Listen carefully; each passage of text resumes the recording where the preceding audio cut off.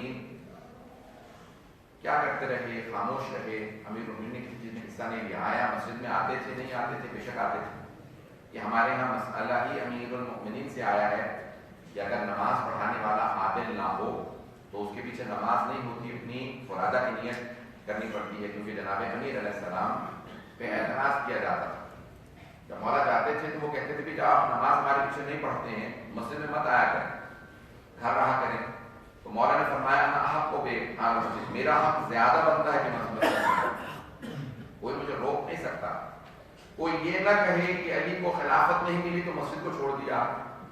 تو مولانا مسجد میں جاتے تھے, مسلسل جاتے تھے. اور وہیں پہ بعض اوقات اعتراض بھی کرتے تھے. اور اکثر آپ کو شیعہ سنی سب کتابوں میں ملے گا کہ مسلسل بتاتے تھے کہ میرا حق بنتا ہے. کوئی بھی اہل سنت کے علماء یہ انکار نہیں کر سکتے کہ حضرت امیر المومنین نے یہ نہیں کہا کہ خلافت میرا حق ہے.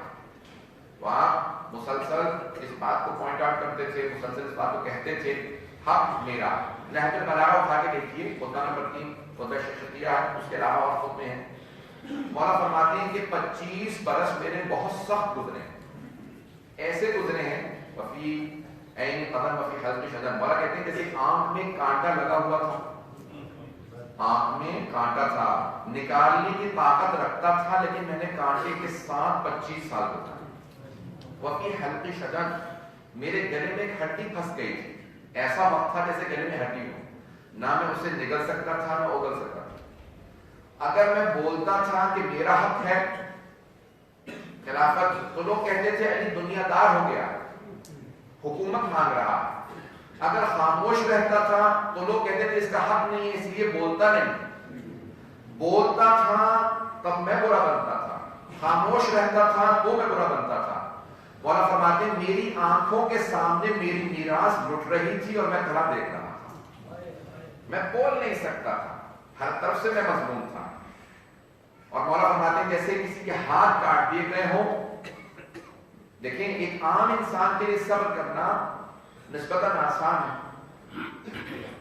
20 افراد باہر کھڑے ہوئے, آدمی کہے بھی 20 لوگ تھے میں کچھ نہیں کر سکتا تھا. لیکن اگر کوئی شیر خدا ہو, حیدر کرار ہو, لڑنا جانتا ہو, طاقت رکھتا ہو, قدرت رکھتا ہو, بدلہ لینا جانتا ہو, حکومت چلانا جانتا ہو, دیکھ رہا ہو ظلم ہو رہا ہے, لیکن لوگوں کا ساتھ نہیں تھا. مولا بار بار کہتے تھے قیام کرو لوگوں سے, تو لوگ کہتے تھے آپ کہا کے جا کے چھین لیں.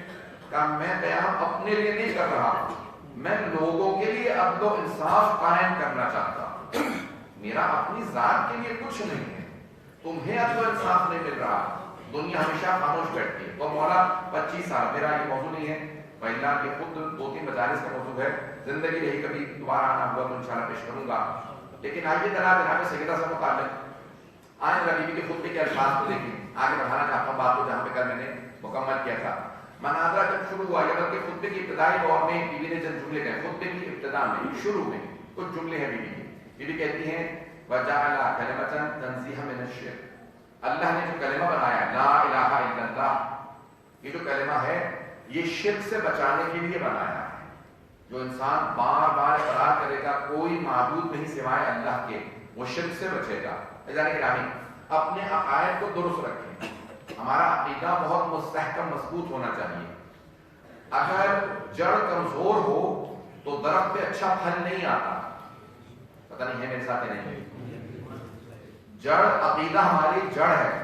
جب ہمارا عقیدہ درست نہیں ہوگا تو پھر بے عملی آئے گی, اعمال میں کمزوری ہوگی, پھر خود بخود اخلاقی مسائل بڑھنے لگیں گے, گناہ بڑھنے لگیں گے, لوگ تکبر کرنے لگیں گے, طلاق بڑھنے لگے گی, فساد بڑھنے لگے گا. یہ سب کا سب اس عقیدے کی کمزوری کی وجہ سے.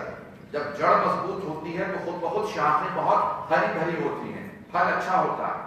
جب پھل خراب ہو سمجھ لیں پھل خراب نہیں ہے, جڑ میں کوئی مسئلہ آ گیا, شاید دیمک نہ لگ گئی ہو, شاید کیڑا نہ لگ گیا ہو, شاید وہاں پہ کوئی نہ کوئی مسئلہ نہ ہو. جڑ میں تلاش کریں کوئی مسئلہ نہ ہو. توجہ دیکھیے گا میرے ساتھ نظر گا. ابھی بھی میں سارے کے سارے جو اعمال ہیں ان کا فلسفہ بیان کیا, حکمت بیان کی, ان کی فلسفی کو بیان کیا. وجعل الصلاۃ, اللہ نے نماز کو واجب کیوں قرار دیا؟ تنزیہا من الکبر, اللہ نے تکبر سے بچانے کے لیے نماز کو بنایا. تکبر, غرور, ایروگنس, پرائڈ, یہ جو اکڑ کے چلتے بہت زیادہ, بار بار جب سجدہ کرو گے تو خود سمجھ جاؤ گے کوئی اور مجھ سے بڑا ہے جس کے سامنے میں بھی جھک رہا ہوں. بی بی فرماتی ہے اللہ نے تکبر سے بچانے کے لیے نماز کو بنایا. اس لیے مستحب یہ ہے خاک پہ سجدہ کرو اور ناک کو بھی خاک پہ لگاؤ. اردو میں کہتے ہیں نا ناک زمین پہ رگڑنا ہے. تو جب انسان ناک کو بھی زمین پہ لگائے گا خود بخود کسی کی ناک جھکا دینا یعنی تکبر کو بالکل توڑ دینا. کہ پروردگارا میں اپنے آپ کو تیرے سامنے بالکل ذلیل سمجھتا ہوں, تو عزت والا ہے, میری کوئی عزت نہیں ہے, میرے سامنے میں جھک رہا ہوں. انسان تغلل کرے, ان کے ساری تفصیل میں نہیں جا سکتا. تو پہلا بیوی نے فرمایا نماز کو اللہ نے اس لیے واجب قرار دیا تکبر سے بچایا، روزے کو واجب کیوں قرار دیا؟ یہ فرماتی ہیں کہ بجعل صوما، یہ جو روزہ ہے اس کی حکمت کیا ہے؟ للاخلاص، اللہ نے اخلاص کے لیے روزے کو واجب قرار دیا۔ مجھے من میں کس وجہ چاہیے؟ اخلاص، اخلاص کا سنسیریٹی انگریزی میں کہتے ہیں فرینڈ، جنہیں کیا معلوم، تو خلوص، اچھی نیت سے کام کو کرنا، دکھاوا نہ ہو، اخلاص سے کام انجام، یعنی قربتاً اللہ انجام دینا، اسے اخلاص کہا جاتا ہے۔ بات واضح ہو رہی ہے لوگ کے لیے؟ چل اگر آپ بول رہے ہیں باقی فرات سے اپلیکیشن دیکھ رہے ہیں اس وقت، تو اب یہ اخلاص بہت ضروری ہے۔ کوئی عبادت بغیر اخلاص کے قبول نہیں ہے، نہ نماز قبول، نہ روزہ قبول، نہ مجلس قبول، کچھ بھی دکھاوے سے کوئی چیز قبول نہیں ہوتی، اخلاص سے قبول ہوتی ہے۔ اللہ کی خاطر انسان انجام دے، میں مجلس میں آیا ہوں، کسی پہ احسان نہیں ہے، میرے ہی کام آئے گی، میری ہی قبر میں عذاب کم ہوگا، میرا ہی فشار قبر رکے گا، مجھے ہی فائدہ ہوگا، کسی پہ کوئی احسان نہیں، نہ جناب سیدہ پہ احسان ہے، نہ سید الشہداء پہ احسان ہے، میں اپنے ہی اوپر احسان کر رہا ہوں مجلس میں آ اپنا عقیدہ بہت مستحکم کیجیے۔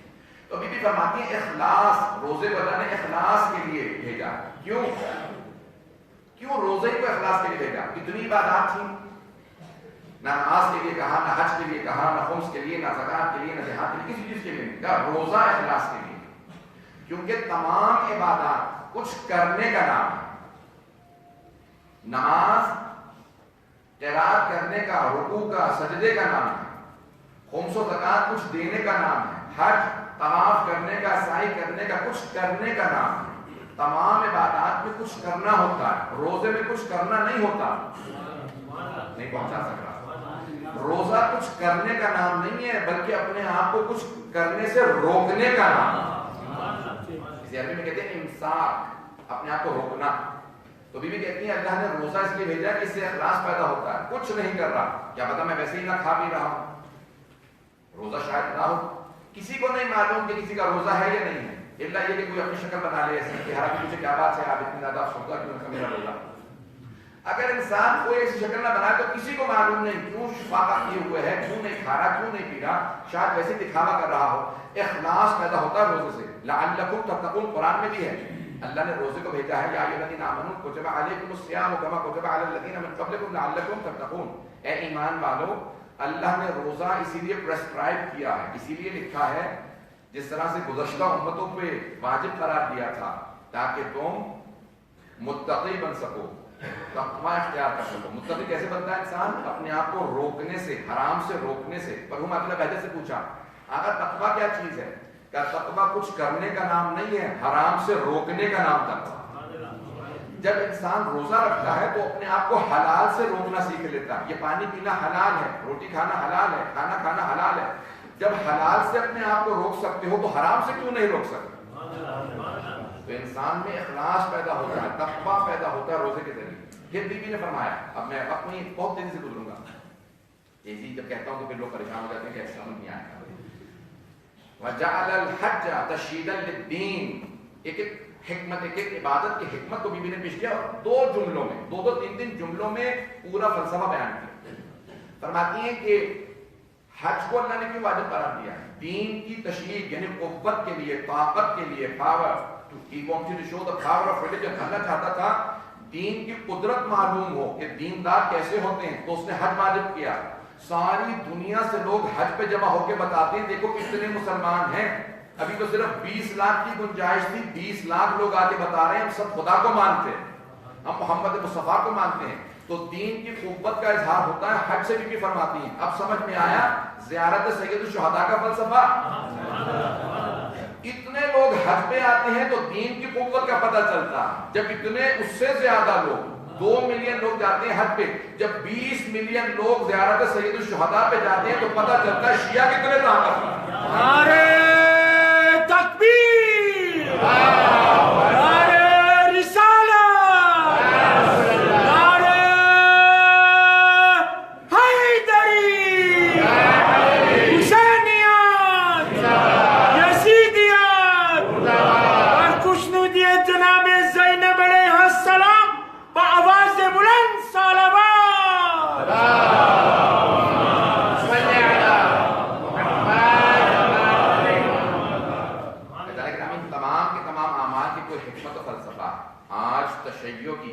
21 سینچری ہے، 21ویں صدی، یہ تشیع کی شیعوں کی طاقت کی صدی ہے. پوری دنیا کو پتہ چل رہا ہے کہ کوئی شیعہ ہے. امریکہ میں جہاں ریکارڈز لکھے جاتے ہیں تو وہ آج خود سے انہوں نے لکھا ہے کہ نان پولیٹیکل گیدرنگز، غیر سیاسی جو تجمع ہیں، اجتماع ہیں پوری دنیا میں، نان پولیٹیکل گیدرنگز، سیاسی جلسے نہیں، پولیٹیکل گیدرنگز نہیں، غیر سیاسی جو پوری دنیا میں سب سے بڑے اجتماع ہوتے ہیں. تو آپ کو پتا ہے کہ ہمیشہ لکھا جاتا تھا ہندوستان کا کمبھ کا میلہ، 7 ملین لوگ آتے تھے، ہمیشہ لکھا جاتا تھا کمبھ کا میلہ ہوتا ہے ہندوستان میں بہت بڑا کمبھ کا میلہ، اس میں 7 ملین، ریکارڈ ہے ورلڈ ریکارڈ، 7 ملین لوگ آتے تھے، 70 لاکھ لوگ. لیکن اب جتنے بھی پچھلے 10 سال میں ریکارڈز بنے ہیں سب کے سب کربلا کے. ہندوستان کی 1 ارب سے زیادہ آبادی ہے، 1 بلین سے زیادہ آبادی. عراق کی ٹوٹل آبادی 37 ملین ہے اور وہاں پہ 20 ملین لوگوں کا کربلا میں جمع ہونا یہ حسین کا زندہ معجزہ ہے. لبیک یا حسین، لبیک یا حسین، لبیک یا حسین، لبیک یا حسین، لبیک یا حسین، لبیک یا حسین. گرامی پوری دنیا میں آج تشیع کی قدرت کو سب مان رہے ہیں. آج وہ دور نہیں ہے کہ آپ خاموش ہو کے ڈر کے بیٹھ جائیں. آج سر اٹھانے کا دور ہے، آج سر اٹھا کے بات کرنے کا دور ہے. شرما کے نہ بتائیں لوگوں کو آپ شیعہ تو نہیں ہیں. اپولوجیٹک انداز سے انگریزی میں کہا جاتا ہے، بہت سے لوگ بڑے شرمندہ، ہاں میں شیعہ ہوں. گھبرا کے نہ کہیں، سر اٹھا کے کہیں ہاں مجھے فخر ہے میں حسین کا ماننے والا. آج اپنے بچوں کو دلوں سے خوف نکال دیجیے، بتا دیجیے، فخر سے کہیں، افتخار سے کہیں ہم محمد و آل محمد کے ماننے والے. اگلا جعفر سبحانی کہتے ہیں اتنا کہو اہل بیت اہل بیت اہل بیت کہ سارے مسلمان اپنے آپ کو مجرم سمجھنے لگے، کرمنل سمجھنے لگے کہ اگر ان کے پاس اہل بیت ہے تو ہمارے پاس کیا. ہر آدمی سوچنے پہ مجبور ہو آل محمد کے بغیر نہ دنیا ہے نہ آخرت، سب کچھ ہے تو محمد والے محمد کے ساتھ ہے.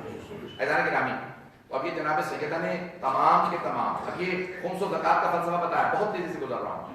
کیا بتایا کہ اللہ نے جعل الزکات للنمو، اللہ نے زکات اور خمس کو واجب قرار دیا ہے نمو کے لیے، یعنی چیزیں بڑھتی ہیں، خرچ کرنے سے بڑھتی ہیں. نمو یعنی بڑھنا، درخت بڑھتا نشوونما ہوتی ہے اس کی. اب یہ کافر نہیں سمجھ سکتا بھائی میرے پاس 100 تھے میں نے 20 دے دیے، میرے تو کم ہو گئے پیسے. بی بی کہتی ہے نہیں، یہ جو 100 میں سے 30 دے دیے، 5 دے دیے، جو خیرات کی زکات خمس نکالا، اللہ اس پیسے میں برکت ڈالے گا. 100 میں پورا نہ پڑتا، 80 میں پورا پڑے گا. انسان کی اس پیسے میں برکت آ جائے گی. کم ہوگا لیکن اسی میں برکت ہوگی. عزیزان گرامی، بعض اوقات بہت زیادہ پیسہ ہوتا ہے لیکن برکت نہیں ہوتی، کام نہیں آتا کسی کے. تو چیزوں میں برکت ہونا بہت ضروری ہے. بی بی فرماتی ہیں اللہ نے ان تمام احکام کو کسی نہ کسی حکمت کے تحت واجب قرار دیا. ہمارے نبی بھی آگے بڑھتی کیا کہتی ہیں کہ ایھا الناس اعلموا انی فاطمہ و ابی محمد اقول ما اقول اور مبدوا ولا اقول ما اقول غلط ولا شططا. اے لوگوں جان لو میں ہی فاطمہ ہوں. وہ جو میرے بابا مسلسل احادیث بیان کرتے تھے کہ فاطمہ تو سیدۃ النساء العالمین، فاطمہ تمام دنیا کی خواتین کی سردار ہیں، فاطمہ فاطمہ، اتنے فضائل بیان کرتے تھے. وہ جتنے تم نے فضائل سنے ہیں وہ فاطمہ میں ہوں. یوحنا سے اعلم انی فاطمہ و ابی محمد، وہ میرے بابا ہیں محمد مصطفیٰ دون نسائکم. میں نے وعدہ کیا تھا کہ دلیلیں دوں گا کہ صرف رسول خدا کی ایک بیٹی ہیں. قرآن سے بھی حدیث سے متعدد دلیلیں ہیں، لیکن ایک عقلی دلیل سن لیجیے. سننا پسند فرمائیں گے؟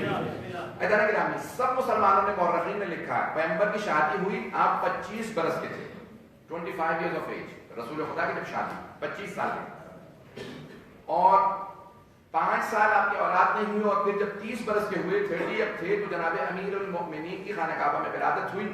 آپ نے اپنے چچا ابو طالب سے کہا کہ چچا جان آپ نے مجھے پالا تھا، اپنا بیٹا آئیے مجھے دے دیجیے، میں نے پالا. تو سب نے لکھا ہے کہ رسول خدا جناب خدیجہ نے جناب امیر المؤمنین کو وہ دے دیا. ابھی بھی اولاد تھی، 5 سال جناب امیر کو پالا، 35 برس کے ہو گئے، 35 رسول خدا کی ایج. اب مسلمان یہ کہتے ہیں 40 برس کی عمر میں پیغمبر نے اعلان رسالت کیا، اعلان بھی 40 برس کے سن میں کیا، یہ سب مانتے ہیں. لیکن سب کہتے ہیں مسلمان کہ 35 سے 40، 35 سے 40 کتنے بنے؟ 5 سال. سب مسلمان کہتے ہیں ان 5 سالوں میں رسول خدا کے یہاں 3 بیٹیاں پیدا ہوئی، زینب، ام کلثوم اور رقیہ. وہ جوان ہوئی، ان کی شادیاں ہوئی اور طلاق ہو کے واپس آ گئی. پتہ نہیں بات واضح ہو رہی ہے نہیں ہو رہی. آیا یہ پاسبل ہے کہ 5 سال میں 3 بیٹیاں پیدا ہوں، جوان ہوں، شادیاں ہوں، ابو لہب کے 2 بیٹوں سے طلاق ہو کے واپس آ جائیں؟ عزیزان گرامی، یہ الفاظ خود بتا رہے ہیں کہ رسول خدا کی اپنی بیٹیاں نہیں تھی، لے کے پالی تھی۔ اگر بات واضح ہوئی ہو، آپ کی فوسٹر ڈاٹرز تھیں۔ یہ کمال جناب خدیجہ الکبریٰ سلام اللہ علیہا کا ہے، انہوں نے غیروں کی بیٹیوں کو اس محبت سے پالا کہ لوگ آج تک شک کر رہے ہیں کہ غیروں کی تھی یا ان کی اپنی بیٹیاں۔ تو انسان اس طرح سے پالے کہ کبھی کوئی کمی یہ نہ کہے کہ نہیں پتہ نہیں کس کی بیٹیاں تھی، غیروں کی طرح سے پالا نہیں، جناب خدیجہ نے اتنی محبت سے پالا کہ آج تک لوگ شک کر رہے ہیں۔ عزیزان گرامی، تو یہ عقلی دلیل ہے تاریخ کے لحاظ سے جو علامہ ذیشان درجوادی اور بڑے بڑے بزرگ علماء نے اس دلیل کو پیش کیا ہے کہ امپاسبل ہے کہ 5 سال میں 3 بیٹیاں پیدا ہوں، جوان ہوں، شادیاں ہو جائیں۔ عزیزان گرامی، اب قرآن کے اندر آیا ہے، آیا مباہلہ سب کے ذہنوں میں ہے کہ قل ابناءنا و ابناءکم ونساءنا و نساءکم۔ عزیزان گرامی، 6 یا 7 قرآن میں موارد ہیں جہاں پہ ابناءنا کے ساتھ نساءنا آیا۔ ابناءنا یعنی بیٹے، سب سن رہے ہیں میری بات؟ ابنا لفظ ہے یعنی بیٹے، ابن سے ابنا بیٹے، اب بنت کہنا چاہیے بیٹی، لیکن اللہ نے کہا نساءنا، توجہ رکھیے، نساء خواتین، عورتیں، مستورات، لیڈیز۔ یہاں اب جہاں پہ بھی قرآن میں ابنانا کے ساتھ نساءنا آیا ہے یا نساء ابنا کے ساتھ نساء آیا ہے، وہاں مراد نساء سے خواتین، عورتیں نہیں ہیں، لیڈیز نہیں ہیں، وہاں بیٹیاں ہیں۔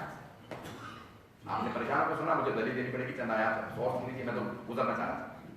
یذبحون ابناءکم ویستحیون نساءکم، قرآن کی آیات ہیں، متعدد مرتبہ اللہ نے کہا بنی اسرائیل سے، یذبحون ابناءکم، فرعون تمہارے ابناءکم، تمہارے بیٹوں کو ذبح کر دیا کرتا تھا، ویستحیون نساءکم، بناتکم نہیں کہا، نساءکم، تمہاری بیٹیوں کو، ترجمہ کرنے کا نساء کا یہاں تمہاری بیٹیوں کو زندہ رکھا کرتا تھا، خواتین کو نہیں، تمہاری بیٹوں کو ذبح کر دیا کرتا تھا، اور بیٹوں کو ذبح کر دیا کرتا تھا اور بیٹیوں کو زندہ رکھتا تھا۔ نساء کا ترجمہ یہاں پہ بنا بیٹیاں۔ جب بھی ابنا کے مقابلے میں نساء آئے تو نساء سے مراد بیٹیاں ہیں، خواتین نہیں۔ اب اگر رسول خدا کی 1 سے زیادہ بیٹیاں ہوتی تو رسول خدا مباہلہ میں سب کو لے کے جاتا، لیکن مباہلہ میں صرف ایک جناب فاطمہ کو لے جانا اس بات کی دلیل ہے کہ صرف ایک بیٹی تھی رسول خدا، اور وہی صدیقہ کبریٰ ہے، اور کوئی صدیقہ کبریٰ نہیں ہے، جناب فاطمہ الزہرا صدیقہ کبریٰ ہے۔ عزیزان گرامی، احادیث میں بھی متعدد مقامات پہ آیا ہے، اصول کافی میں روایت موجود ہے، اور بعد میں خود علامہ سید جعفر مرتضیٰ، آیت اللہ سید جعفر مرتضیٰ عامری نے پوری کتاب لکھی ہے بنات الرسول روایت، اور بڑے بڑے علماء نے، خود مرحوم غلام حسین شہید غلام حسین نجفی صاحب نے کتاب لکھی ہے، اور بہت سے علماء نے کتابیں لکھی ہیں جس میں پوری دلیلوں سے ثابت کیا ہے کہ رسول خدا کی صرف ایک بیٹی ہیں اور وہ شہیدہ ہے۔ میں آج بیوی کے خطبے سے چند اور اقتباسات پیش کرنا چاہ رہا ہوں جناب فاطمہ الزہرا کی خوشنودی کے لیے بعد بلند صلوات ہے۔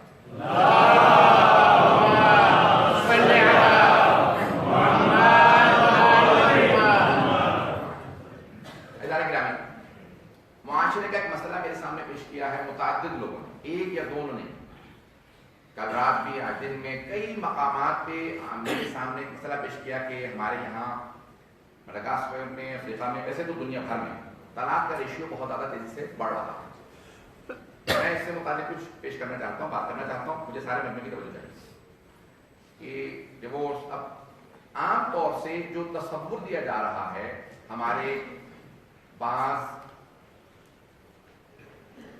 میں پڑھے لکھے تو نہیں کہنا چاہ رہا ہوں، لیکن ممبروں پہ آنے والے افراد چاہے مرد ہوں چاہے خواتین، ان کی طرف سے ایک تاثر یہ دیا جا رہا ہے کہ اسلام میں طلاق جو ہے وہ چوائس کے طور پہ رکھی گئی۔ چوائس سمجھتے ہیں اختیاری، ایک بحث پیش کر رہا ہوں، مجھے مطلب کی طرف چاہیے، اختیار اور اضطرار، اصطلاحات سن رکھی ہیں آپ سب لوگوں نے۔ مجھے اختیار، پیاس لگی ہے، اختیار ہے پانی پی لوں، جوس پی لوں، دودھ پی لوں، کیا پی لوں، اختیار۔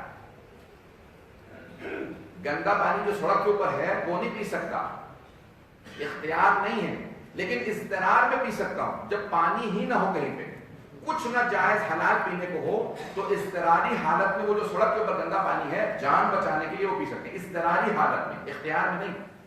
آج سب کے سب اس بات کو اس طرح سے پیش کر رہے ہیں بھئی اگر آپ میاں بیوی کی نہیں بنی تو پھر طلاق کر لیجیے، اسلام نے طلاق کو جائز قرار دیا۔ اکرہ المکروہات کہہ کے رسول خدا نے کہا، اکرہ المکروہات، اضطراری کیفیت میں طلاق ہوتی ہے، جب کوئی چوائس نہ رہ جائے، کوئی حل نہ ہو سوائے طلاق کے، تب طلاق کی جاتی ہے۔ یہ نہیں ہے کہ آپ آج شادی کی اور 2-3 مہینے بعد آپ نے فوراً فیصلہ کر لیا کہ ٹھیک ہے ہمارا نبھا نہیں ہوگا۔ یہ طلاق کا ریشو کیوں بڑھ رہا ہے؟ چند چیزوں سے۔ سنیے گا، برا نہ منائیے گا، کیونکہ آج مجھے جو ہے ماشاء اللہ مجمع مل گیا تو میں نے آج زیادہ سب اور تب باتیں کہنی ہیں آپ ذرا سے۔ ایسا نہیں گرامی، یہ طلاق کیوں بڑھ رہی ہے؟ پہلی وجہ عدم صبر، ہمارے میں سے صبر ختم ہو رہا ہے، برداشت۔ ایک ابھی امریکہ کے اندر اسپینش یا میکسیکن کپل، جو اسپینش اسپیکنگ میکسیکن جو ہیں، ایلڈرلی کپل سے، بوڑھے ہیں میاں بیوی، 60 سال شادی کو ہو گئے، تو کسی نے انٹرویو لیا کہ ابھی آپ لوگ کی طلاق کیوں نہیں ہوئی؟ یہ نہیں پوچھا کہ شادی اتنی عرصے سے کیوں چل رہی ہے۔ تو امریکہ پتا نا کہ طلاق بہت زیادہ عام ہے، تو اب اس سے دونوں سے پوچھا، شوہر سے پوچھا بھائی کیا بات ہے آپ کی طلاق 60 سال شادی کو ہوگا تو انہوں نے طلاق ہی کی؟ کہنے لگے کہ بیٹا برخوردار، ہم اس دور سے ہیں جہاں نئی چیزیں نہیں خریدی جاتی تھی، پرانی کو مرمت کر لیا جاتا، نہیں پہنچا سکتا۔ ریپیئر کا دور تھا، گاڑی ریپیئر کروائی جاتی تھی، ریپلیس نہیں کی جاتی تھی۔ آپ جس دور میں ہیں وہاں ہر چیز ریپلیس ہوتی ہے، تو آپ نے یہی سمجھ لیا میاں بیوی گاڑی کی طرح سے ہیں، ٹوٹی ہوئی میز کی طرح سے ہیں، پرانے سامان کی طرح سے پھینکو اور پھر دوبارہ نہیں شادی کرو۔ کہ ہمارے دور میں بتایا جاتا تھا کوئی بھی چیز پھینکنے لائق نہیں ہوتی، ریپیئر کے لیے۔ میں نے کہا تھا سب باتیں کہوں گا، برداشت کیجیے گا 2-4 منٹ۔ ایسا نہیں گرامی، ہم ایک ایسے دور سے گزر رہے ہیں جہاں پہ آپ نے اس وقت بہت 2 باتیں سخت کہنے والا ہوں، مجھے معاف کیجیے گا، میں بہت معذرت چاہوں گا، ممبر پہ ہوں، ذمہ داری جو سمجھتا ہوں پیش کر رہا ہوں۔ ایسا نہیں گرامی، آج ہمارے جو آئیڈیلز بن گئے، رول ماڈلز بن گئے ہیں، وہ ہالی ووڈ اور بالی ووڈ کے جو کیریکٹرز ہیں وہ بن چکے ہیں۔ ائمہ اہل بیت علیہ السلام کی تعلیمات ہمارے سامنے نہیں ہے، نہ جانے ہم نے کیا اپنا لیا ہے، اور فیشن سمجھا جاتا ہے جلدی طلاق کی۔ فیشن کے طور پر لوگ کہتے ہیں طلاق کر لی جائے، تو دنیا میں طلاقیں ہونی، میری طلاق ہی نہیں ہوئی۔ کئی لوگ آخری زمانے میں اس لیے زیارتوں پہ جائیں گے، ارے سب نے زیارت کر لی ہے، سب حج پہ چلے گئے، میں نے حج نہیں کیا۔ ارے بھائی واجب ہوا تو ویسے ہی واجب ہے۔ ایسا نہیں کہ اس دور سے ہم کم از کم اتنا اجتناب کریں کہ ہمارے ائمہ علیہ السلام وہ ہمارے رول ماڈل ہوں۔ کتنا دیکھیں امام حسن مجتبیٰ کی بیوی جو زہر دینے والی تھی، امام نے اسے بھی طلاق نہیں دی۔ ہمارے مرد اور خواتین دونوں کو پرانے زمانے میں مائیں باپ جب شادی کرتے تھے بچوں کی تو کہتے تھے ہمارے یہاں سے ڈولی اٹھی ہے، وہاں سے تیرا جنازہ اٹھے، تو وہ کہتے تھے ہمیں نبھا کرنا ہے، صلح کر لیتے تھے۔ ابھی تو پہلے کہہ دیتے ہیں کوئی ضرورت نہیں برداشت کرنے کی، طلاق لے کے واپس آ جانا، گھر موجود ہے۔ یعنی پہلے سے انکریج کر دیا گیا، ذہن میں ڈال دیا گیا کہ طلاق کا آپشن اوپن ہے، جب چاہے طلاق لے کے واپس آ جائے۔ جانے کے رامی طلاق کو انکریج نہ کریں، کتنا بڑا گناہ ہے ہمیں اندازہ ہی نہیں۔ روایت کے الفاظ ہیں جہاں شادی ہو رہی ہوتی ہے، نکاح ہو رہا ہوتا ہے، فرشتے اللہ سے پوچھتے ہیں پروردگار زمین پہ تو جنت ہے نہیں، یہ زمین پہ ہمیں جنت کہاں نظر آ رہی ہے؟ اللہ کہتا ہے جہاں نکاح ہوتا ہے تمہیں جنت نظر آ رہی ہے۔ کیا پروردگارہ زمین پہ جہنم بھی نہیں ہے، یہ آگ کیسے نظر آ رہی ہے؟ کہاں جہاں طلاق ہو رہی ہوتی ہے تمہیں جہنم نظر آ رہی ہے۔ کتنا بڑا گناہ ہے، کتنا اس کو ہم عام سمجھ رہے ہیں۔ بھائی گرامی اس سے اجتناب کریں۔ کتنے کتنے مسائل سے پرانے زمانے میں لوگ گزرے ہیں لیکن اجتناب کرتے تھے۔ میں یہ نہیں کہہ رہا ہوں کہ طلاق حرام ہے، میں یہ کہہ رہا ہوں کہ اس کو اتنا زیادہ عام نہ کر دیں کہ ہمارے لیے مسائل ہو جائیں۔ مجھے بتایا کہ اسی سال یا ایک سال میں، پچھلے سال میں 25 یا 30 طلاقیں ہوئی ایک چھوٹی سی کمیونٹی کے اندر، تو یہ اچھی علامت نہیں ہے۔ اس کو ہمارے تمام بزرگوں کو سوچنے کی ضرورت ہے، تو سیمینار وغیرہ کریں اور حالات کیسے بہتر بنائے جا سکتے ہیں۔ سب کو تربیت کی ضرورت ہے، بزرگوں کو بھی، نوجوانوں کو بھی، بچوں کو تربیت کی ضرورت ہے، ہم سب کو سیکھنے کی ضرورت ہے۔ کون سا گھر ہے جہاں پہ اختلاف نہ ہوتا ہو، لیکن اختلاف کا یہ مطلب نہیں ہوتا کہ گھر اجاڑ دیا جائے، گھر کو آباد رکھنا بہت ضروری ہے۔ صلاۃ پڑھیں محمد وعلی محمد۔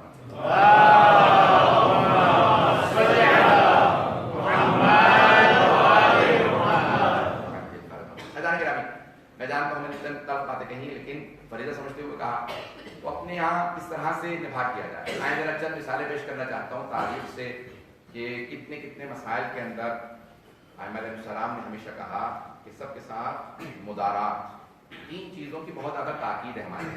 مدارات یعنی رواداری، انسان دشمن سے بھی ملے تو پیغمبر اسلام مسکرا کے ملتے تھے۔ کہا یا رسول اللہ مسکرا کے کیوں مل رہے ہیں؟ تو دشمن ہے؟ کہا وہ دشمن ہے، میں تو اللہ کا رسول ہوں۔ تو پیغمبر اسلام مسکرا کے، ہمیشہ مسکرا کے پیش آنا۔ مسکرا کے پیش آنے میں بہت انسان کی صحت بھی اچھی رہتی ہے، خون بھی بڑھتا رہتا ہے۔ اور جو آدمی ابو سن کم تریدہ، قرآن کے الفاظ نہیں، میں کچھ لفظ نہیں کہنا چاہتا ہوں، یعنی شکل بنا کے رکھے، اس کا خون ویسے جلتا رہتا ہے، بیمار سے بھی رہتا ہے، اور جس سے ملے گا کوئی کام کرنا چاہے بھی تو کہے گا ایسی شکل بنا رکھی ہے اس کا کام نہیں کرنا. مسکراتے ہوئے آپ کسی سے بڑا کام کہتے ہیں انسان کام کرنے لگا. گھر میں سب سے پہلا اصول میاں بیوی ہمیشہ مسکرا کے بات کریں. ایک جملہ دوبارہ کہہ رہا ہوں, سب کی مجھے توجہ چاہیے. آپ تمام افراد سے پوری دنیا میں خوش اخلاقی سے پیش آ رہے ہیں, مسکرا کے. جاب پہ, کام پہ, بزنس پہ, دکان پہ, ہر جگہ, اسکول میں, کالج میں, سب سے مسکرا رہے ہیں. جیسے گھر پہنچے موڈ آف.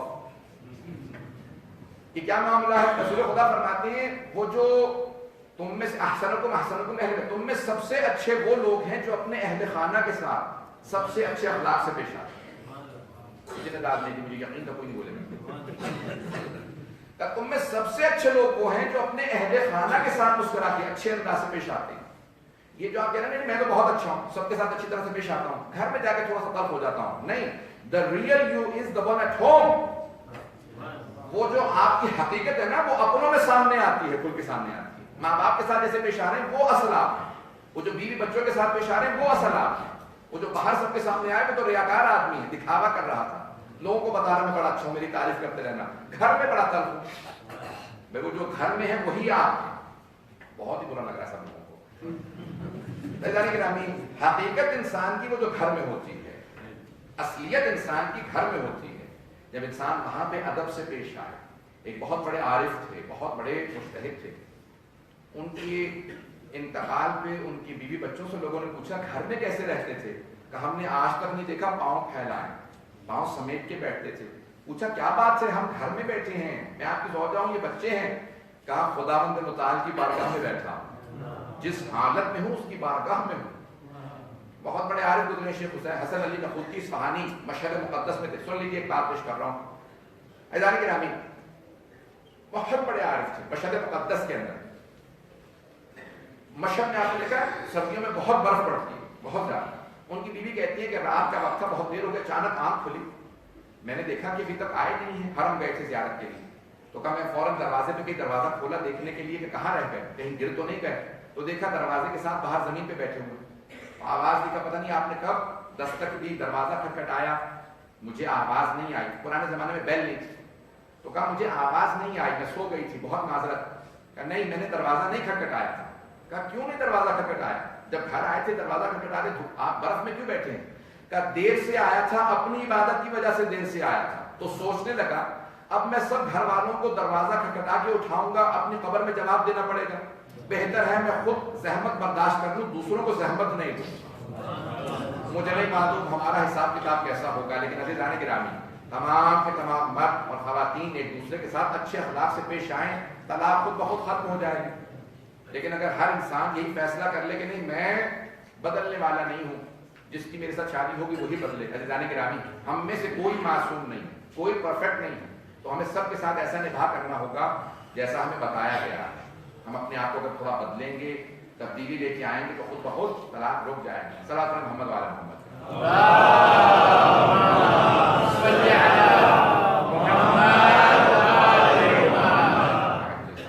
کل باتیں ختم ہو گئی, بہت معذرت, لیکن مجھے کہنا ضروری تھا. عزیزان گرامی ایام جناب سیدہ کے ایام, پوری دنیا میں اہتمام, مجالس کا اہتمام.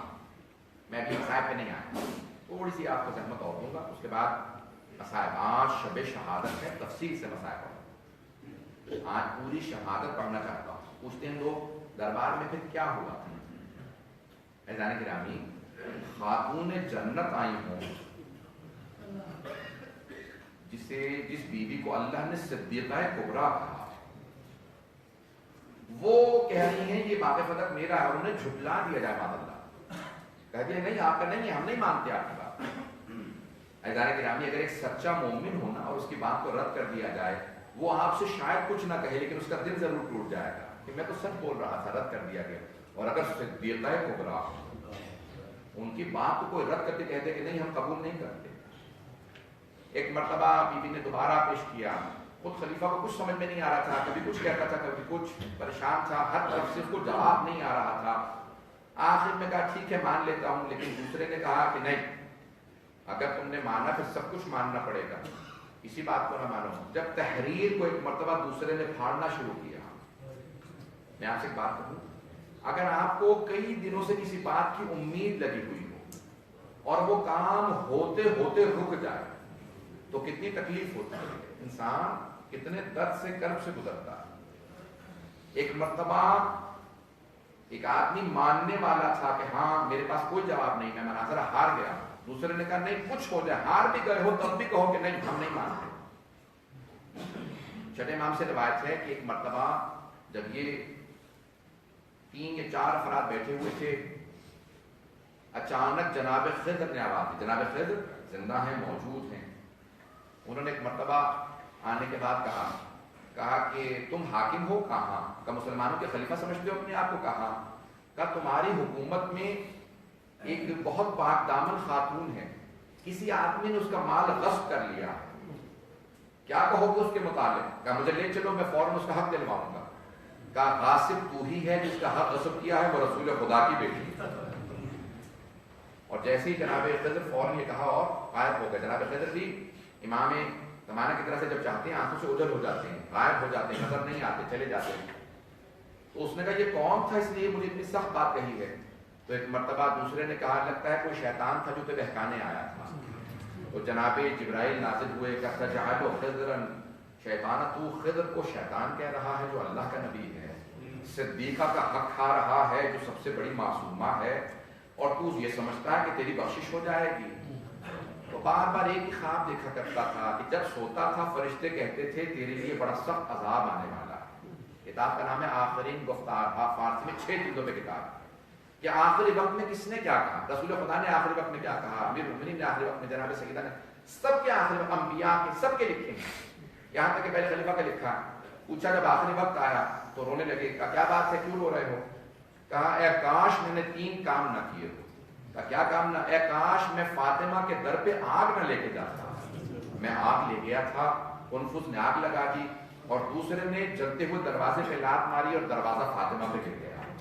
کہا کاش میں آگ لے کے در فاطمہ پہ نہ گیا ہوتا۔ جب بھی سوتا ہوں فرشتے مجھے کہتے ہیں کہ تو نے اس پہ ظلم کیا ہے جس کا بدلہ خود خدا بندے متعال لے گا، خدا اس سے بدلہ لے گا۔ تو کہا میں آج تک عزیزان گرامی، بعض اوقات انسان ایسا گناہ کرتا ہے کہ پھر توبہ کے دروازے بند ہو جاتے ہیں۔ بے قتلہم الانبیاء، اللہ کہتا ہے جو انبیاء کا قتل کر دے اس کے لیے توبہ کے دروازے بند، جو ائمہ اہل بیت پہ ظلم کرے، یزید کے لیے توبہ کے دروازے بند ہو گئے، توفیق پھر توبہ کی نصیب نہیں ہوتی۔ اور اگر کسی نے جناب سیدہ پہ دروازہ گرایا، حضرت محسن کو شہید کیا، کیا اس کی توبہ قبول ہو سکتی ہے؟ جب ایک مرتبہ جناب سیدہ دربار میں تھی اور پھر بی بی نے وہاں پہ جملے گئے، میں جب یہ جملے سوچتا ہوں نا یقین مانی میری کیفیت بدل جاتی ہے۔ جس بی بی کے گھر میں امیر المؤمنین شیر خدا موجود، حسن و حسین جیسے بیٹے موجود، وہ کسی سے یہ نہ کہے کہ میں علی کو بلا کے لے آؤں گی، میں حسن و حسین سے کہوں گی میرا بدلہ ضرور لیں۔ بی بی نے ایک جملہ کہا دربار میں، کہا ٹھیک ہے آج جو کچھ تم نے میرے ساتھ کرنا تھا کر لیا، تم نے میرا حق چھین لیا، لیکن یاد رکھنا میرا ایک بیٹا مہدی آیا ہے۔ اے امام زمانہ، آپ کی دادی زہرا نے آپ کو یاد کیا، تو بی بی نے کہا کہ یاد رکھنا میرا ایک بیٹا مہدی آئے گا تو میرا ہر بدلہ تم سے لے گا، جو تم نے مجھ پہ ظلم کیا ہے وہ ہر ظلم کا بدلہ لے گا۔ روایات میں ہے ایک مرتبہ صاحب الزمان دوبارہ زندہ کر کے حساب مانگیں گے، بتا میری دادی کو دربار میں کھڑا کیوں رکھا، بتا میری دادی کی تقذیب کیوں کی تھی، کیوں کہا تھا کہ میں آپ کی بات کو قبول نہیں کرتا، ہر بات کا حساب مانگیں گے پھر سزا دیں گے۔ ایزان گرامی، جناب سیدہ اب میں پیش کر رہا ہوں 1 یا 2 ربیع الاول، شیخ عباس قمی نے اپنی بیت الاحزان میں لکھا، سخت جملے ہیں مجھے معاف کر دیجیے گا، جو 4 دن سے یا 5 دن سے آ رہے ہیں وہ تو اب عادی ہو چکے میرے مصائب کی، جو آج پہلے دن آئے ہیں شاید وہ عادی نہ ہو میرے مصائب، میں آج تفصیل سے پڑھنے والا ہوں، بہت کھل کے پڑھنے والا ہوں، تو آپ سب لائٹ بے شک رہنے دیجیے گا، لیکن سارے میرے ساتھ چلیے گا، ذرا مدینے چلیں، وہاں پہ ایک گلی ہے جو محلہ بنی ہاشم میں ہے، اس گلی میں ایک دروازہ ہے جسے باب جبرائیل کہا جاتا تھا، جس دروازے پہ جناب رسول خدا کھڑے ہو کے سلام کیا کرتے۔ رسول خدا کا جب آخری وقت تھا، سنیں گے اس روایت کو، تو رسول خدا نے جناب سیدہ سے پوچھا، بار بار زہر دے دیا گیا تھا، بے ہوش ہوتے اٹھتے، کہا سیدہ کیا بات ہے، میری لختے جگر بار بار دروازے پہ کیوں جاتی ہیں آپ؟ کہا بابا کوئی عرب ہے دروازے پہ آ کے دستک دیتا ہے، پوچھتا ہے مجھے رسول خدا سے ملنا ہے، میں رسول خدا سے ملنا چاہتا ہوں۔ کہا آپ کیا کہتی ہیں؟ کہ بابا میں کہتی تھی میرے بابا بہت بیمار ہیں، واپس چلے جاؤ۔ کہ سیدہ جانتی ہیں وہ کون ہے؟ کہا بابا میں چہرہ نہیں دیکھا کرتی، لباس عربوں والا ہے، میں نے چہرہ نہیں دیکھا۔ کہا سیدہ یہ ملک الموت، یہ کسی نبی سے بھی اجازت نہیں مانگتا، آنے کے بعد کہتا ہے اللہ کے نبی مجھے اللہ نے بھیجا ہے روح کے لیے۔ کہا سیدہ جانتی ہیں یہ دروازے پہ کھڑا اجازت کیوں مانگ رہا ہے؟ کہا بابا جان آپ بہتر جانتے ہیں۔ کہا سیدہ یہ آپ کے احترام میں اندر نہیں آتا، میں سیدہ سے اجازت مانگوں گا، سیدہ اجازت دے تو میں اندر آؤں گا۔ میں کہوں ایک جملہ آپ سے، جس دروازے پہ جناب ملک الموت حضرت عزرائیل بھی اجازت کے بغیر اندر نہیں آتے، اے مسلمانوں اس دروازے پہ آگ نہ لگانا، اے مسلمانوں اس دروازے پہ آگ نہ لگانا، یہ سیدہ کا دروازہ ہے، یہاں فرشتے بھی اجازت مانگ کے آتے ہیں۔ آج میں سب سے درخواست کروں گا کوئی آنکھ ایسی نہ ہو جس میں آنسو نہ آئے۔ دیکھیں پورے سال آپ مجلس کرتے ہیں نا، پورے سال تو ہمیشہ جناب سیدہ کو پرسہ دیتے ہیں۔ بیوی آج آپ کو آپ کے بابا رسول خدا کا پرسہ دینے آئے، آج آپ کو علی مرتضیٰ کا پرسہ دینے آئے ہیں، آج امام حسن کا پرسہ دینے آئے ہیں، آج امام حسین کا، آج جناب زینب کا، پورے سال جناب سیدہ کو پرسہ دیتے ہیں، لیکن آج جناب سیدہ کا پرسہ دینے آئے ہیں۔ کسے پرسہ دیں گے؟ آج ہر امام کو پرسہ دیں گے۔ آپ کو جس سے زیادہ عقیدت ہے نا اسی کا نام لے کے کہیں مولا آپ کو پرسہ دینے آیا۔ لیکن جانتے ہیں سب علماء کہتے ہیں سب سے زیادہ امام زمانہ کو کہیں مولا آپ کو پرسہ دینے آئے، کیونکہ آپ کی دادی زہرا نے آپ کو یاد کیا، کہا تھا میرا بیٹا مہدی آئے گا میرا بدلہ لے گا۔ آئے میں پیش کرنے لگا ہوں، آئے ذرا سب کے سب میرے ساتھ چلیں۔ مدینہ شہر میں ایک گلی ہے، راوی کون ہے؟ شیخ عباس امی کہتے ہیں، امام حسن مجتبیٰ کہتے ہیں میں صحن میں کھڑا تھا، میری ماں چکی پیس رہی تھی، اچانک دروازے پہ دستک ہوئی، کسی نے بہت زور زور سے دروازہ کھٹکھٹانا شروع کیا، کہا علی کو باہر نکالو ہم بیعت لینے کے لیے آئے ہیں۔ جناب امام حسن مجتبیٰ کہتے ہیں میری ماں نے فوراً برقع اٹھایا سر پہ رکھا، چکی کو چھوڑا تیزی سے دروازے کی طرف بڑھی، دونوں ہاتھ دروازے پہ رکھے، آواز دے کے کہا آرام سے دروازے کو بجانا، فاطمہ رسول خدا کی بیٹی دروازے کے پیچھے کھڑی ہے، میں تمہارے رسول کی بیٹی ہوں دروازے کے پیچھے ہوں۔ ایک ملعون نے آواز دے کے کہا چاہے رسول خدا کی بیٹی ہو میں دروازے کو آگ لگا دوں گا، علی کو باہر نکالو۔ ایک مرتبہ جناب سیدہ نے کہا دیکھو میں دروازے کے پیچھے کھڑی ہوں، میں فاطمہ ہوں۔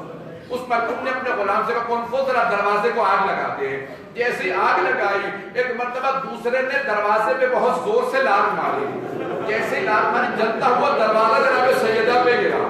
امام حسن مجتبیٰ کہتے ہیں میں کبھی نہیں بھلا سکتا، میں 8 برس کا تھا جب جلتا ہوا دروازہ ماں پہ گرا، جب میری ماں پہ دروازہ گرا۔ امام حسن مجتبیٰ کہتے ہیں میں دیکھ رہا تھا، میں تیزی سے آگے بڑھا، میری ماں نے آواز دی فضا الیکی، فضا جلدی آ گیا، میرا محسن شہید ہو گیا۔ اجروں کو میں اللہ کی مرتبہ دروازہ گرا، میں آپ سے سوال کروں جلتا ہوا دروازہ ہو، دیوار پشت پہ ہو، سامنے جلتا ہوا دروازہ ہو، اور اگر کوئی دروازے کو دھکیلے مجھے نہیں معلوم لیکن تکلیف بہت ہوتی ہے۔ میں تفصیل میں لے جاؤں گا، بہت سنوں برداشت نہیں کر پائیں گے۔ دروازہ گرا، ایک مرتبہ جناب امیر المؤمنین باہر آئے، جس نے دروازے پہ لات ماری تھی اسے زمین پہ گرایا گا، مجھے پیغمبر نے منع کیا تھا اس لیے تیرا قتل نہیں کر رہا۔ ایک مرتبہ اس نے اشارہ کیا اب علی کچھ نہیں کہیں گے، گلے میں رسی ڈالی، جناب سیدہ نے اس حالت میں امیر المؤمنین کی ابا میں ہاتھ ڈالا، کہا میں اپنے سرتاج کو لے جانے نہیں دوں گی، رک جاؤ یہ علی ہے۔ اس ملعون نے ایک مرتبہ اپنے غلام سے کہا کون فوز فاطمہ سے ابا کا دامن چھڑوا، اس نے تازیہ نہ اٹھایا۔ ایک مرتبہ تازیہ نہ چلا، جناب سیدہ کے بازو پہ لگا، ہاتھ سے ابا کا دامن چھوٹا۔ بس ایک مرتبہ جناب سیدہ کے سامنے میں نے سارے مسائل چھوڑ دیے، لیکن آئیے ذرا میں آخری مرحلے کو 5 سے 10 منٹ کی زحمت دوں گا، میں وہ مسائل پیش کرنا چاہتا ہوں، میں باقی مسائل انشاءاللہ کل پڑھ دوں گا۔ لیکن ایک دن آیا جناب سیدہ نے بلایا جناب فضہ کو، جناب ام ایمن کو، جناب اسما کو. جناب اسما سے کہا اسما جب میرا جنازہ اٹھے گا نا لوگ میرا قد دیکھ لیں گے، مجھے اس بات کا بڑا صدمہ ہے. کہا بی بی جب میں حبشہ گئی تھی نا وہاں پہ لوگ تابوت میں جنازہ اٹھاتے تھے. کہا اسما میرے لیے تابوت بنا دے. جب جناب اسما نے تابوت بنایا نا بی بی نے کہا اسما میں روز قیامت تیری شفاعت کروں گی، تم نے میرے پردے کو میرے شہادت کے بعد بھی محفوظ رکھا ہے. بس بھئی ایک مرتبہ ایک دن آیا، آج ہی کی شب تھی نا جب بی بی نے وصیت کی، کل 3 جمادی ثانی شہادت کا دن ہے. بی بی نے ایک مرتبہ جناب فضہ اور اسما کو بلا کے کہا جب میرے دونوں بیٹے آئیں گے نا پہلے انہیں کھانا کھلا دینا، پھر بتانا آپ کی ماں کی شہادت ہو گئی ہے. دونوں بیویاں رونے لگی. کہا بی بی آپ کی شہادت کا دن ہے؟ کہا ہاں. کہا میں اپنے حجرے میں جا رہی ہوں، جب تک تسبیح کی آواز آتی رہے سمجھ جانا میں ہوں، لیکن جب تسبیح کی آواز رک جائے سمجھ جانا میری شہادت ہو گئی ہے. بس بھئی اچانک تسبیح کی آواز رکی، جناب فضہ رونے لگی، جناب اسما رونے لگی. اتنے میں امام حسن و حسین حجرے میں داخل ہوئے. جیسے آئے بیویوں نے اپنے آنسوؤں کو صاف کر لیا، جیسے آنسو خشک کیے نا جناب فضہ نے آگے بڑھ کے کہا شہزادو آپ کی ماں نے کہا تھا پہلے کھانا کھلا دینا. امام حسن مجتبیٰ نے کہا فضہ کبھی دیکھا ہے ہم نے ماں کے بغیر کھانا کھایا ہو؟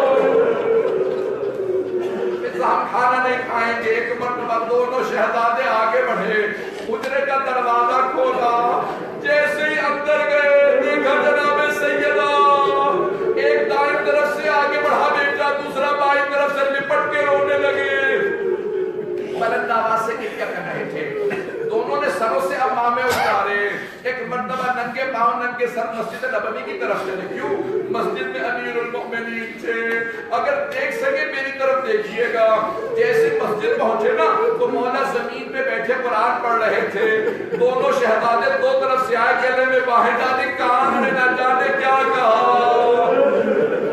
صحابہ نے سوال کیا یا علی ہم نے زندگی میں کبھی آپ کو اتنی بلند آواز سے روتے نہیں دیکھا، کبھی شیر خدا بھی رویا کرتے ہیں، یا علی کیا بات ہے؟ ایک مرتبہ مولا نے دیوار کا سہارا لیا، کھڑے ہوئے، کہا فاطمہ نے میرا ساتھ چھوڑ دیا، فاطمہ اپنے بابا کے پاس واپس چلی گئی.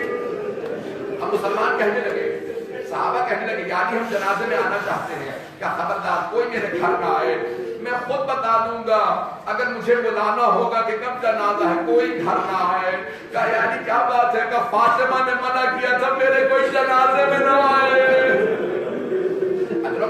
بس گئی سن لیجیے 4 سے 5 منٹ کی زحمت دوں گا. میرا وعدہ ہے ہر آدمی کی آنکھ میں آنسو آئے گا، ہر آدمی کی آنکھ میں آنسو ہوگا. آپ کے گھر سے اگر آج سب کے سب یہاں موجود ہے تو ہر آدمی یہاں پرسہ دینے آیا ہے نا. کسے پرسہ دینے آیا؟ امام حسن و حسین کو پرسہ دینے آیا ہے. رات کا وقت تھا، امیر المؤمنین نے کہا فضہ پانی تیار کرو، کفن رکھ دو، میں خود فاطمہ کو غسل و کفن دوں گا. معصوم کو صرف معصوم غسل و کفن دے سکتا ہے.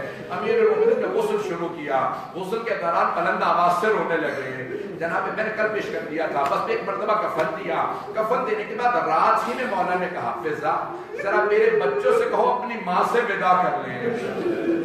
ایک مرتبہ سب سے پہلے امام حسن مجتبیٰ تشریف لائے. آنے کے بعد ماں سے مٹے بلند آواز سے رونے لگے. پھر ایک مرتبہ جناب زینب آئی، کہا بابا مجھے میری ماں کے ساتھ دفنا دے، میں جینا نہیں چاہتی. پھر جناب زینب جناب ام کلثوم کو لے کے آئے. اب جناب امیر سے رہا نہ گیا. کہا فضہ کیا بات ہے، میرا بیٹا حسین کیوں نہیں آ رہا؟ جناب فضہ نے کہا مولا حسین کہتے ہیں اگر میری ماں فخر مریم ہے تو میں فخر عیسیٰ ہوں، جب تک ماں نہیں بلائے گی میں نہیں آؤں گا. میری طرف دیکھیے گا. ایک مرتبہ روایت کے الفاظ امام حسین آئے، دروازے میں دونوں ہاتھ رکھے کھڑے رو رہے تھے. ایک مرتبہ جناب سیدہ کے تابوت سے کفن سے 2 ہاتھ باہر نکلے. باہر نکلے.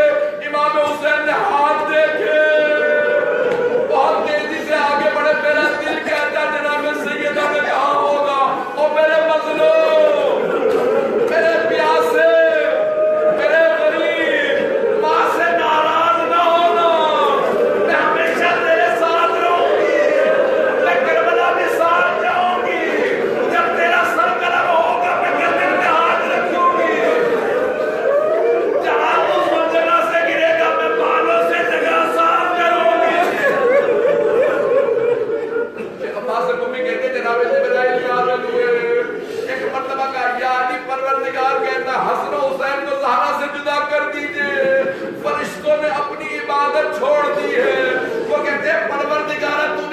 حسین کی ماں کو اٹھا لیا. اجرکم اللہ، اجرکم اللہ. میں نے تمام کر دیا. آخری 2 جملوں کی رحمت دے رہا ہوں. رات کا وقت تھا، مولا نے جنازہ پڑھایا. صرف 11 افراد جنازے میں. ایک مرتبہ گھر سے جنازہ چلا. جناب امیر جنازہ لے کے اس مقام پہ پہنچے جہاں پہ قبر بنائی تھی. آپ نے دیکھا قبر میں ایک جنازہ دینے والا ہوتا ہے اور دوسرا جنازہ لینے والا ہوتا ہے. جناب امیر نے جناب سیدہ کا لاشا اٹھایا. امام حسن حسین چھوٹے تھے، باقی سب نامحرم تھے. جناب امیر نے رو کے ایک جملہ کہا، یا رسول اللہ اپنی امانت واپس لے لیجیے. یہ کیوں کہا اپنی امانت واپس لے لے؟ جب جناب فاطمہ کی مولا سے شادی ہوئی تھی نا تو رسول خدا نے کہا تھا، یا علی فاطمہ میری امانت ہے آپ کے پاس. ایک مرتبہ مولا مشکل کشا نے کہا، یا رسول اللہ اپنی امانت لے لیجیے. ایک مرتبہ قبر سے تو ہاتھ بلند ہوئے، کہا یا علی میری امانت لوٹا دے. جیسے ہی لاشا دیا ایک جملہ کہا میرے مولا نے، یا رسول اللہ آرام سے لاشا لیجیے گا. یہ وہ فاطمہ نہیں ہے جو آپ نے مجھے دی تھی. اس فاطمہ کا پہلو شکستہ ہے، ان کی پسلیاں ٹوٹی ہوئی ہیں.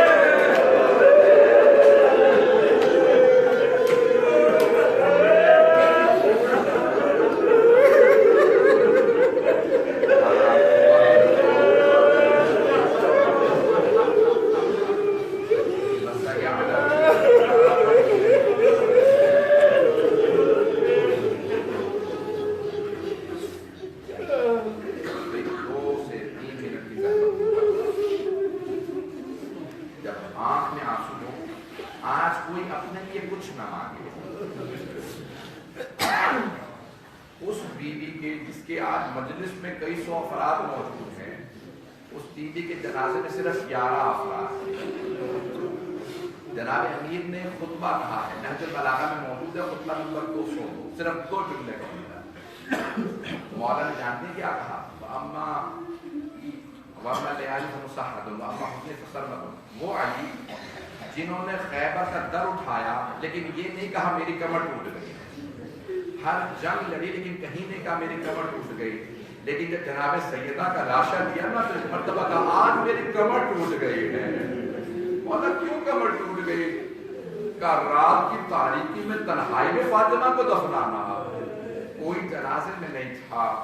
ہر آدمی چاہتا ہے جنازے میں لوگ آئے، لیکن جناب سیدہ نے کہا نہیں اے ابوالحسن میرے جنازے میں کوئی مسلمان نہ آئے، انہوں نے مجھے بہت بلایا ہے. آئیں گے ہاتھوں کو بلند کیجیے گا. صرف ایک واسطہ ہوگا، پروردگارا واسطہ اس بیوی کا جن کا ایک ہاتھ اپنے پہلو پہ رہا کرتا. پروردگارا اس بیوی کے پہلو شکستہ کا واسطہ، ٹوٹی پسلیوں کا واسطہ امام زمانہ کے ظہور میں تعظیم. پروردگارا دشمنان اہل بیت کو نیز کو نابود، داعش و طالبان کو آل سعود کو غارت فرما. پروردگارا جنت البقیع جنت معلیٰ دوبارہ تعمیر ہوتا دیکھنا نصیب فرما. آج رات امام زمانہ جنت البقیع میں ہوں گے نا، سب پرسہ دینے کے لیے آ رہے ہوں گے، انبیاء شہداء سب جا رہے ہوں گے امام زمانہ کو پرسہ دینے کہ آج جناب سیدہ کی مجلس ہے. امام زمانہ تڑپتے تو ہوں گے کہ سب جگہ چراغ جلے، ہر جگہ سونے چاندی کی زری ہے. نہیں ہے تو جنت البقیع میں چراغ جلانے کی اجازت نہیں ہے، وہاں سونے چاندی کی زری نہیں ہے. امام زمانہ تڑپتے تو بہت ہوں گے. پروردگارا اجازت دے میں اپنی دادی کی قبر دوبارہ بنا دوں. پروردگارا ہمارے عراق و شام کے تمام روضوں کی حفاظت فرما. پروردگارا جتنے بھی زائرین ہیں سب کی حفاظت فرما، مومنین کی حفاظت فرما. جہاں جہاں بسے ہیں مومنین، چاہے مدرسے ہوں دنیا کے کسی خطے میں، بحرین میں، یمن میں، عراق میں، شام میں، نائجیریا میں، ہندوستان، پاکستان میں، افغانستان، کشمیر، سب کی حفاظت فرما. ربنا تقبل منا انك انت السميع العليم بحق محمد وآله الطيبين الطاهرين المعصومين. ماتن حسین یا حسین یا حسین یا حسین یا حسین یا حسین یا حسین یا حسین یا حسین یا حسین. استغاثہ